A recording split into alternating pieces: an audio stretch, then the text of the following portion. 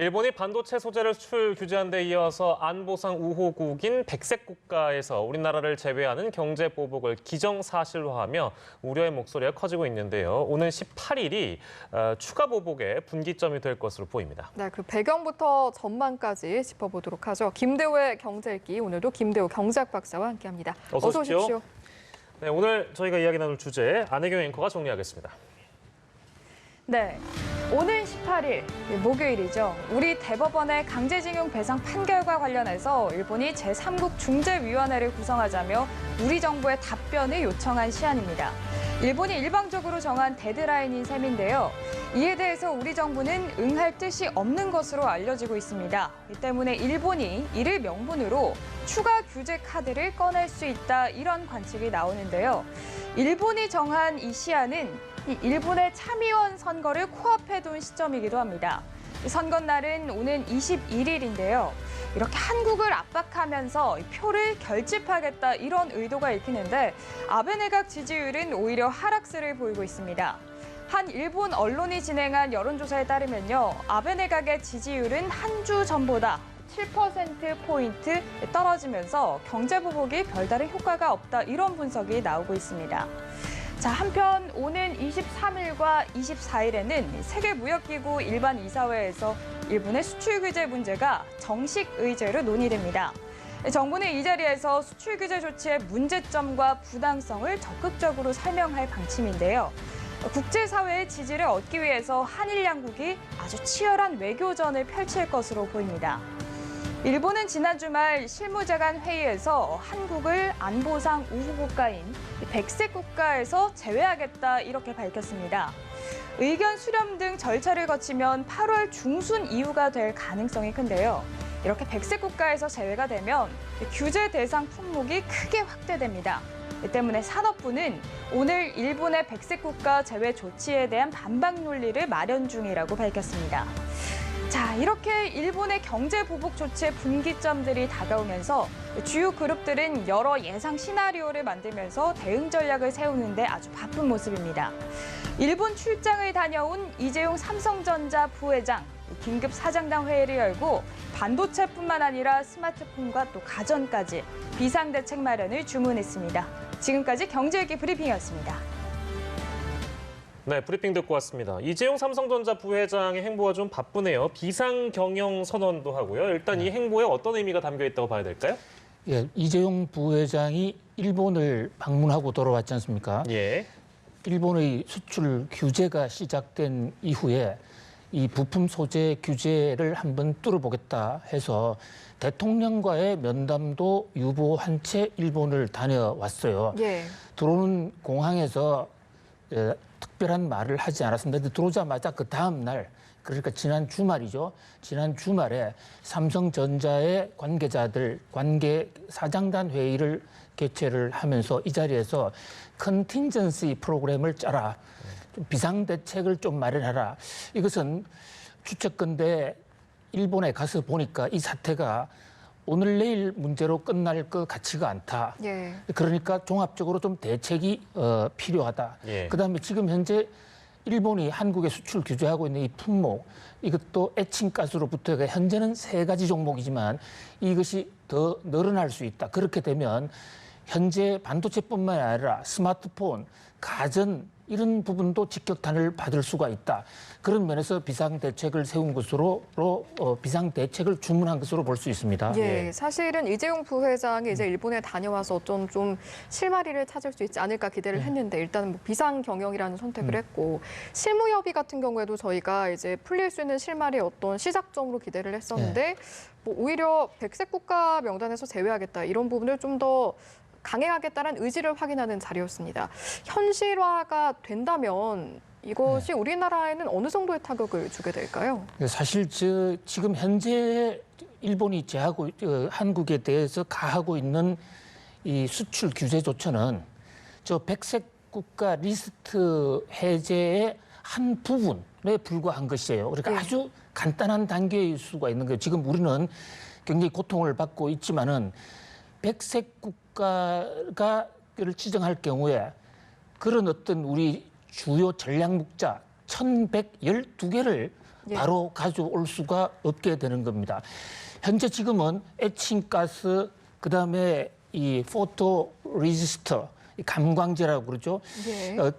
이런 것에 대해서 3개만 지정이 되어 있지만은 이것을 늘릴 수가 있다. 사실 지난 7월 1일 날 일본의 경제산업성 발표는 우리는 부품 소재 3가지 규제에 대부분 초점을 맞췄습니다만 그 당시에 일본 정부의 조처가 2가지였습니다. 첫 번째는 일단 우선 3가지 종목은 바로 규제를 한다.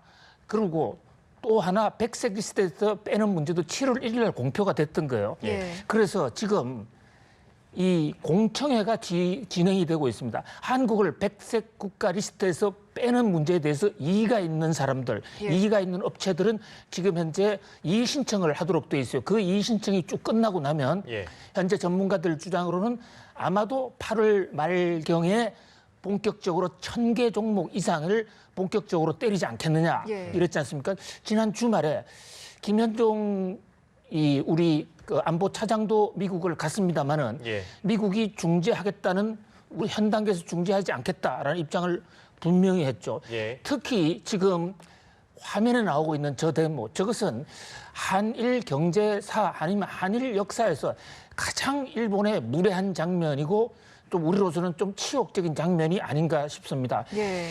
가장 예의를 존중한다는 이제 일본 사람들이 한국의 국가대표로 온 공무원들을 창고 같은 데 모셔다가 생수 한 잔 없이 우리는 협의하러 갔는데 저쪽에서는 일방적으로 설명회 했다는 거거든요. 예. 그리고 특히 저 회의가 끝난 이후에 심지어 일본은 아주 흑색 모략까지 했습니다. 한국이 이번 조치에 대해서 제재 해제를 해달라고 요구한 적이 없다. 예. 이런 발표까지 나왔어요. 사실과 다른 얘기를 하는 거죠. 예. 그런 면에서 전제 한일 관계는 조금 더 개선될 기미가 없고 점점 더 최악의 상황을 향해서 째깍째깍 전면 재충돌의 시간표가 지나가고 있는 것으로 볼 수 있습니다. 예, 정부 차원에서 이제 백색 국가 배제에 대해서 반하는 이제 또 어떤 논리를 지금 마련 중인 것 같지만 일단은 배제가 된다라고 했을 때 우리나라도 그렇지만 이제 일본도 한국도 우리나라도 어떤 세계 경제에서 존재감이 있는 국가들이기 때문에 네. 세계 경제의 어떤 흐름에도 영향을 줄 수밖에 없을 것 같아요.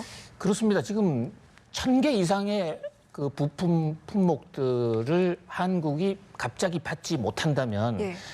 한국은 대부분 가공무역의 세계적인 1위라 해도 과언이 아닌 대단히 강력한 나라인데 제조업에서 이 제품이 일본의 부품 안 오는 것으로 한국이 타격받는 것으로 끝나는 것이 아니라 그 제품이 전 세계로 나가지 못함으로 인해서 전 세계 경제가 공도 동망할 수 있다라는 그런 면에서 전 세계의 우려도 좀 커지고 있어요.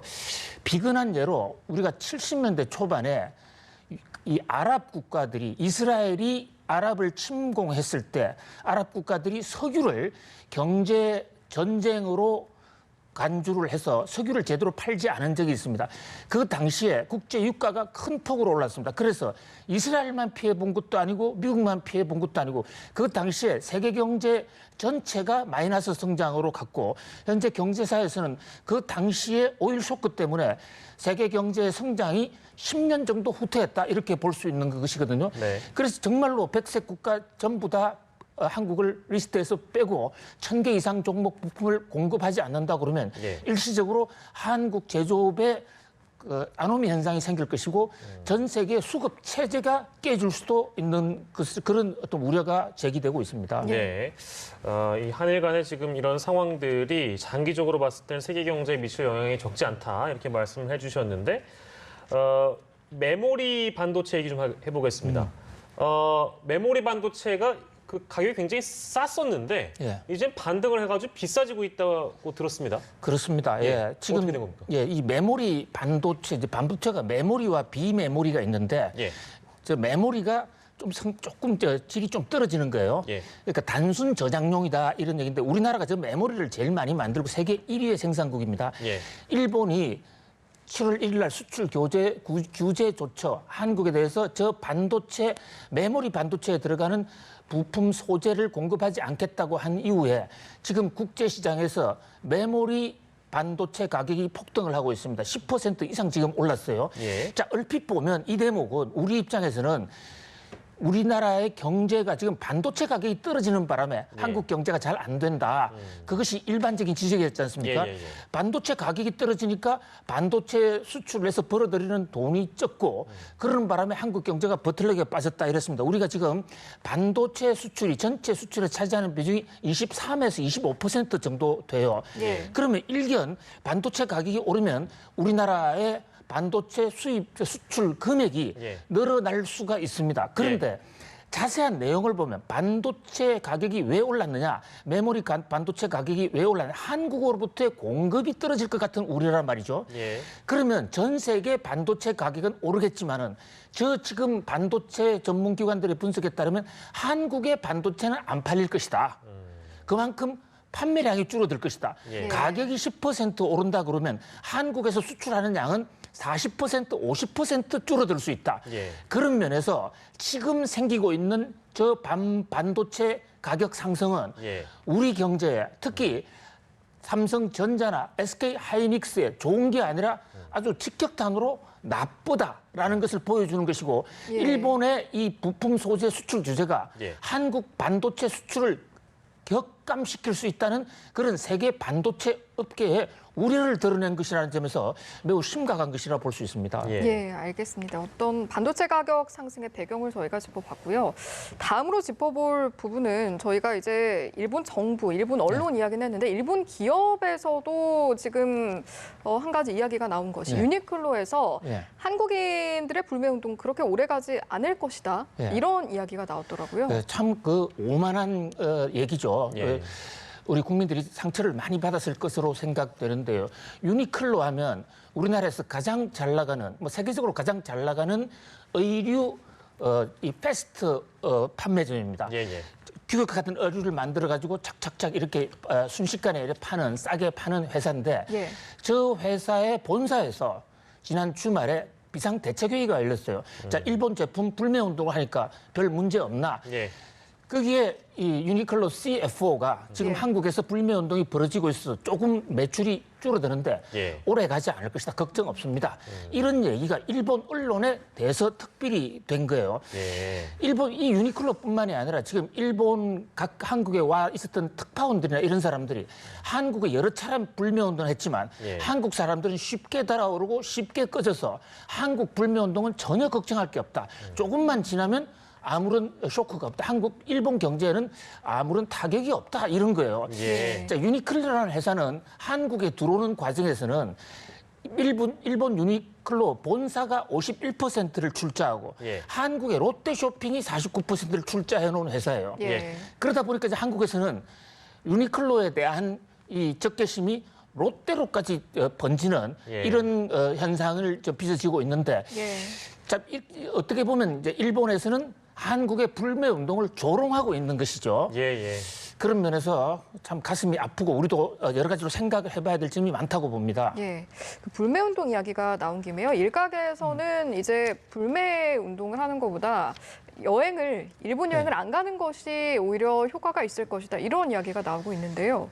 그렇습니다. 이게 불매 운동을 하게 되면 물건을 파는 건 아까도 말씀 올린 대로 지금 그 제품, 지분 구성에 있어서 이것이 일본 회사인지 한국 회사인지 불분명한 경우가 많고 요즘 다 글로벌 기업화가 돼 있거든요.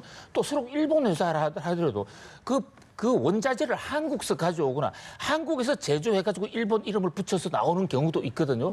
그런 면에서 실효성이 좀 떨어진다. 그런데 여행을 가지 않게 되면 그것은 그 가득률이 일본에서 모든 소득이 생기기 때문에 올곧이 거의 뭐 8, 90% 이상 일본 기업의 피해로 생기는 것이고 그리고 통계도 또 분명히 잡힌단 말이죠.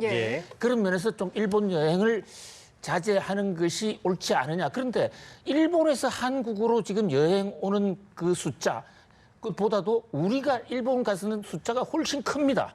뭐 그런 면에서 뭐 적어도 현재 상태까지는 보면 일본에서는 전혀 한국의 불매 운동을 무섭게 생각하지 않는 것이죠. 이거 저도 이제 방송 준비를 하다 보니까 2012년쯤에 일본 관광청 장관이 한국에 와서 일본 여행을 좀 와달라고 애국가를 불렀더라고요. 뭐 그런 일도 있었습니다. 근데 이제 시간이 이제 오래 지나서 한 해 750만 정도의 한국 관광객이 일본을 그렇습니다. 예. 간다고 하더라고요. 예. 그러니까 여행을 자제하면 훨씬 더 일본 경제도 타격이 클 것이다. 뭐 예. 이런 전망 내지는 분석인 것 같은데 글쎄요. 뭐 이제 뭐 시간이 또 지나가지고 얼마나 또 많은 분들이 이런 불매 운동과 여행 자제를 할지는 모를 일입니다만 추이를 예. 좀 지켜봐야 되겠죠. 예. 예. 알겠습니다. 예. 오늘 여기까지만 하도록 하겠습니다. 김대호의 경제 읽기 김대호 박사와 오늘 함께했습니다. 고맙습니다. 고맙습니다.